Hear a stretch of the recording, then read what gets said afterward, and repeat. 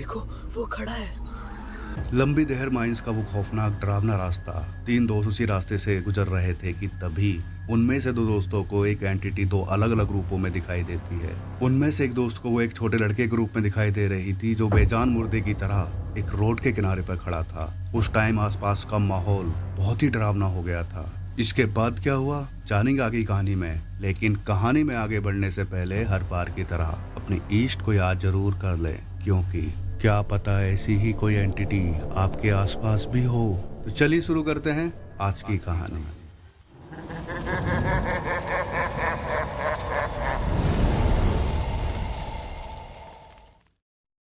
नमस्ते जी, welcome to my YouTube channel demon horror show और मैं हूँ ईमान।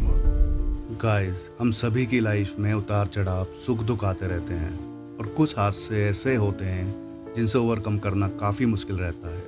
और कई बार हमें ऐसा लगता है कि कुछ दिन के लिए किसी अच्छी शांत माहौल वाली जगह पर घूमने से शायद इन हादसों से या उतार चढ़ाव से थोड़ी राहत मिल जाएगी, या इन लाइफ के अप एंड डाउन से जो हम आहत होते हैं उसमें थोड़ा सुकून मिल जाएगा। लेकिन क्या हो जब यही ट्रेवल जर्नी आपको एक भयानक एक डरावना एक्सपीरियंस दे जाए। आज की कहानी भी कुछ ऐसी ही है। ऐसी ही डरावनी घटनाओं को सुनने के लिए चैनल को सब्सक्राइब करके ऑल नोटिफिकेशन को ऑन कर लो। तो हेडफोन लगाइए और मजा लीजिए आज की कहानी का।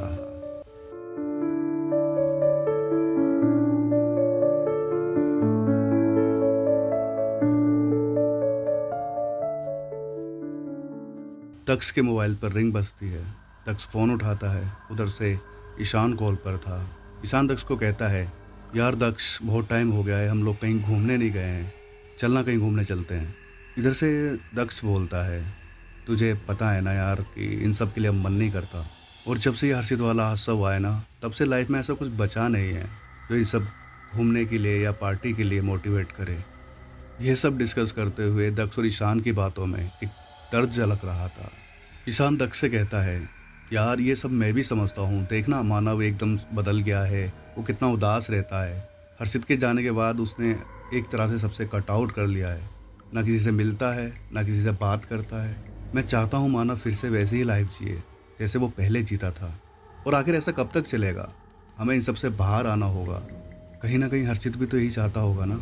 गाइस, दक्ष, ईशान, मानव और हर्षित, ये चार लोग काफ़ी अच्छे दोस्त थे। इनमें से हर्षित और मानव की एक दूसरे से काफ़ी अच्छी गहरी दोस्ती थी। ये लोग हर एक काम एक साथ मिलकर करते थे। स्कूल कॉलेज सब एक साथ किया। लेकिन हर्षित के एक साइलेंट अटैक में गुजर जाने से इन बाकी तीन दोस्तों की लाइफ में एक भूचाल सा आ गया था। अब इनकी लाइफ वैसी नहीं रही थी जैसे पहले। ये लोग हंसी मजाक करते थे, घूमते फिरते थे। दक्ष और ईशान मानव को काफ़ी मनाते हैं, काफ़ी कन्विंस करते हैं, और उनकी ये कोशिश कामयाब भी हो जाती है। इतने महीनों में आज पहली बार मानव के चेहरे पर स्माइल आई थी। आज वो थोड़ा खुलकर ईशान और दक्ष से बात कर रहा था। ये देखकर दक्ष और ईशान भी बहुत ज़्यादा खुश थे। ये सब प्लान करते हैं मसूरी घूमने का। ये लोग अपना बैग पैक करते हैं और निकल जाते हैं मसूरी के लिए। गाइस, ये चारों लोग दिल्ली के रहने वाले हैं और आज काफ़ी टाइम बाद ग्रुप में मिलकर आउटिंग करने जा रहे थे। दिल्ली क्रॉस करके ये लोग उत्तराखंड की सीमा में पहुंच चुके थे। तीनों दोस्त बहुत ज़्यादा खुश थे। तीनों अपनी पुरानी यादों के बारे में बातें कर रहे थे। लेकिन जब भी बीच बीच में हर्षित की बात आती तो ये लोग उदास हो जाया करते थे। दक्ष माहौल को चेंज करने के लिए सॉन्ग्स प्ले कर देता है। खैर, अभी तक तो सब कुछ बढ़िया चल रहा था, सब कुछ नॉर्मल था। लेकिन आगे कोई था जो इनका इंतज़ार कर रहा था। जब ये लोग देहरादून मसूरी हाईवे पर पहुंचे तो शाम का अंधेरा घिर चुका था। ये जो हाईवे है ये लगभग 30 से 40 किलोमीटर की डिस्टेंस कवर करता है, जिसमें करीब 1.5 से 2 घंटा लग जाता है। गाइस, नॉर्मली इतनी दूरी 1 घंटे के अंदर कवर हो जाती है, लेकिन पहाड़ों में वहाँ की ज्योग्राफी के हिसाब से ये दोगुने से ज़्यादा का समय ले लेता है। लेकिन जब ये लोग लंबी देहर माइंस के पास पहुँचे तो ईशान, जो दक्ष की बराबर वाली सीट पर बैठा हुआ था, देखता है कि रोड के साइड में करीब 8 या 9 साल का एक बच्चा खड़ा है, जिसने सिर्फ एक शॉर्ट पहना हुआ था, और वो इनकी गाड़ी की तरफ हाथ हिलाकर वेव दे रहा था और लगातार इनको ही देखे जा रहा था। लेकिन इस ठंड के मौसम में ये कैसे पॉसिबल था कि कोई छोटा बच्चा, वो भी इतनी रात को, सिर्फ शॉर्ट पहने हुए खड़ा हो। और जैसे ही इनकी कार उस लड़के के पास से पास आउट होती है तो ईशान देखता है कि वो बच्चा एक बेजान मुर्दे की तरह बिना किसी एक्सप्रेशन के इनकी तरफ देखे जा रहा था और अपना हाथ हिलाकर वेव दे रहा था, जबकि उसकी आंखों की जगह सिर्फ काले गड्ढे थे। ईशान डरते हुए दक्ष का हाथ पकड़ता है और कहता है, दक्ष, दक्ष क्या तूने उसको देखा? दक्ष की तरफ से कोई जवाब न सुनकर उसके चेहरे की तरफ जब ईशान देखता है तो दक्ष एक शॉक्ड वाली स्टेट्स में था। उसकी आंखें बड़ी हो चुकी थीं। तभी ईशान उसको थोड़ा पुश करता है और कहता है, क्या तुझे भी वो दिखा? दक्ष लड़खड़ाई आवाज़ में कहता है, हाँ हाँ, मुझे वो डरावना बूढ़ा दिखा। ये सुनकर ईशान और भी ज़्यादा शॉक्ड हो गया था कि ये कैसे पॉसिबल है। एट द सेम टाइम पर दोनों को एक ही चीज़ तो अलग अलग रूपों में दिखाई दे रही है। दक्ष इस टाइम गाड़ी ड्राइव कर रहा था और उधर ईशान जब पीछे मुड़कर मानव की तरफ देखता है तो मानव उसी एंटिटी की तरफ देखकर मुस्कुरा रहा था। और दूसरी तरफ दक्ष नोटिस करता है कि अभी कुछ टाइम पहले वो जिस जगह से गुजर कर गए थे वापस से उसी जगह पर आ गए हैं और फिर से वही एंटिटी दक्ष और ईशान को उसी दो अलग अलग रूपों में दिखाई दे रही थी, जबकि पीछे बैठा मानव उस एंटिटी की तरफ देखकर मुस्कुराते हुए उसको वेव दे रहा था। ईशान और दक्ष तो खौफ में थे, लेकिन मानव के चेहरे पर एक सुकून वाली स्माइल थी। उसको ऐसा क्या दिखाई दे रहा था? जब ये लोग उस एंटिटी को पास करके आगे निकल रहे थे, उसके बाद दक्ष ने मिरर में देखा तो वो चीज़ इनको स्माइल करते हुए देख रही थी। लेकिन मानव इस टाइम बहुत ज़्यादा पैनिक हो जाता है। वो दक्ष को कार रोकने के लिए बोलता है। ईशान मानव को डांटते हुए कहता है, तू तू पागल हो गया है क्या? क्या तूने उसको नहीं देखा? अगर कार रोकी तो हम सब मारे जाएंगे। लेकिन अब जो मानव ने कहा उसे सुनकर ही दोनों हैरान हो गए थे। मानव कहता है, हर्षित मुझे बुला रहा है, वो वहाँ रोड पर खड़ा है, प्लीज़ मुझे जाने दो।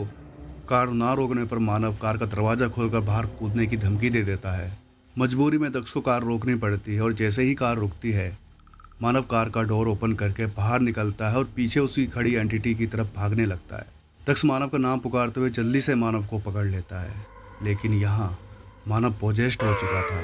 वो दक्ष के काबू में नहीं आ रहा था। दक्ष और ईशान बड़ी मुश्किल से उसको कंट्रोल करते हैं और वापस से किसी तरह उसको कार में बिठाते हैं। गाइस, यहाँ पर माहौल बहुत ज़्यादा पैनिक हो गया था। ईशान 33 स्प्रे करने लगता है, तब कहीं जाकर ये लोग उस ट्रैप से बाहर निकल पाते हैं। लेकिन मानव अभी भी यही बोल रहा था कि हर्षित मुझे बुला रहा है। किसी तरह ये लोग अपने होटल पहुँचते हैं, जो कि इन लोगों ने पहले से ही बुक किया हुआ था। वहाँ पहुँचकर भी रात को सोते हुए मानव लगातार यही बड़बड़ाया जा रहा था कि हर्षित मुझे बुला रहा है।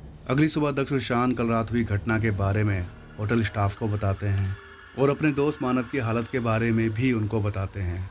होटल का एक स्टाफ कुछ टाइम बाद एक पंडित जी को बुलाकर लाता है, जो कि कुछ रिचुअल्स करके तीनों के हाथ में एक धागा बांधते हैं। इसके बाद मानव की हालत में काफ़ी सुधार होता है। गाइस, ये लंबी देहर माइंस का एक काला इतिहास रहा है।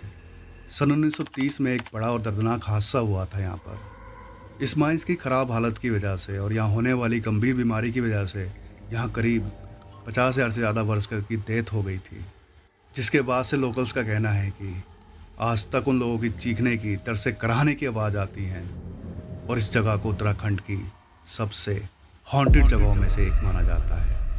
आज भी लोग रात को इस जगह जाने से, इवन इसके पास से गुजरने से डरते हैं। उम्मीद है आपको आज की ये कहानी पसंद आई होगी। अगर आई है तो इसको लाइक, शेयर, कमेंट ज़रूर करें। अपनी फैमिली एंड फ्रेंड के साथ ज़्यादा शेयर करें।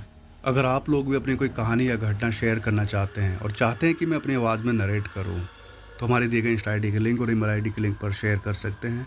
लिंक डिस्क्रिप्शन में दिए गए हैं। इस तरह की और कहानी सुनने के लिए हमारे चैनल को सब्सक्राइब कर लें, क्योंकि मैं इस तरह के बेहद रोमांचक, सच्ची और डरावनी घटनाएँ लेकर आता रहूँगा। तो मिलते हैं नेक्स्ट वीडियो में। तब तक अपना ध्यान रखें। धन्यवाद।